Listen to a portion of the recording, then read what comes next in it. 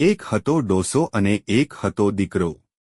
બાપ અને દીકરો પરગામ ગધેડું વેચવા ચાલ્યા. આગળ બાપ અને દીકરો ચાલ્યા જાય છે ને પાછળ ગધેડું દોરાયું આવે છે. રસ્તે બે જુવાન માણસો મળ્યા. તે કહે, અરે રામ, આ બાપ દીકરા જેવા બાઘા કોઈએ જોયા છે. ગધેડું ઠાલું ચાલ્યું આવે છે ને બાપ દીકરો પગ તોડે છે. બાપને થયું વાત બરાબર છે. બાપે દીકરાને ગધેડા પર બેસાડ્યો ને પોતે ગધેડું દોરી આગળ ચાલ્યો. ત્યાં બે બાઈઓ મળી. બાઈઓ કહે, હે રામ, આ કળજુગ ભાળ્યો. બિચારો બુઢ્ઢો બાપ ચાલ્યો આવે છે ને જુવાનજોધ દીકરો શહજાદો બની સવાર થઈ ગયો છે. એને શરમ નહીં આવતી હોય. દીકરાને થયું બાઈઓની વાત પણ ખોટી નથી. દીકરો હેઠે ઉતર્યો ને ફરી બાપ ગધેડા પર બેઠો.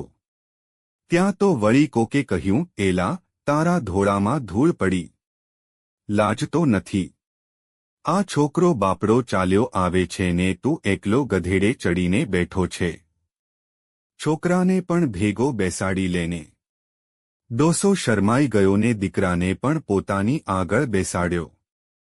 જરાક દૂર જાય ત્યાં બાવાઓનું એક ટોળું મળ્યું. એક બાવો કહે, અરે છે આ બાપ દીકરાને કોઈની દયા. બેઉ કેવા ગધેડા ઉપર બેઠા આવે છે. ઈ મૂંગા જીવને કંઈ બોલતા આવડે છે તે બોલે. બેઉના ભારથી બચાડો જીવ કેવો મૂંઝાઈ ગયો છે. બાપ દીકરો ગધેડા ઉપરથી ઉતરી પડ્યા. દીકરો કહે, બાપા, ત્યારે હવે આપણે શું કરશું? બાપા કહે, આમાં તો મને પણ સમજ પડતી નથી. ત્યાં એક ઉંમરલાયક ડોશી નીકળી. બાપ દીકરાની મૂંઝવણ જાણી તે હસવા લાગી. ડોશી કહે કે આમ સાવ બાઘા જેવા થાઓમાં. જે માણસને કંઈ કામધંધો હોય નહીં તે જ બીજાનું વાંકું બોલે કે બીજાની ભૂલો કાઢતા ફરે. અને માગ્યા વિનાની શિખામણ આપ્યા કરતા હોય એવા લોકો તો ઢબ્બુનાઢ કહેવાય. એવા નકામા માણસોની વાતો આપણે શું કામ સાંભળવી? તમારે બાપ અને દીકરો તમને પોતાને ઠીક લાગે તેમ કરો અને તમારે રસ્તે હેંડતા થા.